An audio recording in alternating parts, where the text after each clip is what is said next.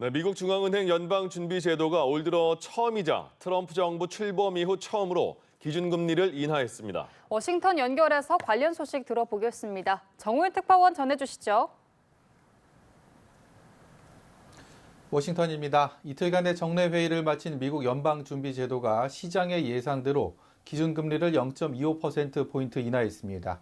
기준금리는 연 4에서 4.25% 수준으로 낮아졌고요. 우리와의 금리차도 상단 기준 1.75%포인트로 좁혀졌습니다. 이로써 지난해 12월 0.25%포인트 인하한 이후 5차례 연속 이어졌던 금리 동결 행진이 멈췄습니다. 트럼프 행정부 들어선 처음 단행된 금리 인하이기도 합니다.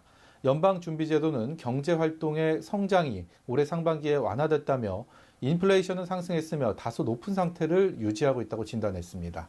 그러면서 올해 미국의 경제 성장률을 종전 1.4%에서 1.6%로 조금 높아질 것으로 전망했는데요. 경제의 불확실성이 여전히 높고 고용시장의 하방 위험이 증가했다고도 설명했습니다.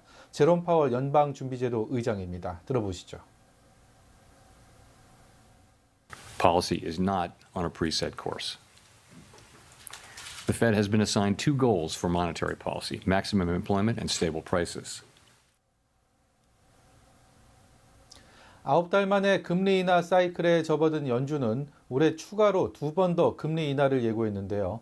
연말 기준금리의 중간값을 지난 6월보다 낮춘 3.6%로 제시하면서 10월과 12월 올해 남은 2번의 공개시장위원회에서 금리 인하 방침을 내비쳤습니다. 올해 첫 금리 인하에도 뉴욕 증시는 주요 지수가 엇갈리게 반응하며 혼조 마감했습니다. 네, 사실 금리 인하는 어느 정도 예상이 된 상황이었죠. 그런데 트럼프 대통령이 강하게 주장한 큰 폭의 인하는 없었네요. 네, 그렇습니다. 우선 연준의 이번 결정이 만장일치로 이루어지지 못한 점을 짚고 넘어가야 할 것 같습니다. 연준 이사와 지역 연방준비은행 총재까지 모두 12명이 투표를 했는데요. 단 한 명, 하루 전 임명돼 이번 회의에 처음 참석한 스티븐 마이런 신임 이사만이 반대표를 던졌습니다. 마이런 이사는 트럼프 대통령의 측근이자 경제 고문으로 잘 알려져 있죠. 한 번에 2단계씩 금리를 내드리는 B컷을 단행해야 한다며 반대표를 던진 겁니다. 트럼프 대통령은 그동안 기준금리 인하 요구를 따르지 않는 제롬 파월 연준 의장을 강하게 비판하고 사퇴를 촉구해 왔는데요. 불과 사흘 전에도 지금은 금리를 인하할 완벽한 시점으로 B컷이 있을 것이라며 연준을 압박했는데 결과적으로 통하지 않은 셈입니다. 네, 그동안 연방준비제도는 트럼프 관세 정책의 불확실성을 우려하면서 신중한 접근을 해왔죠.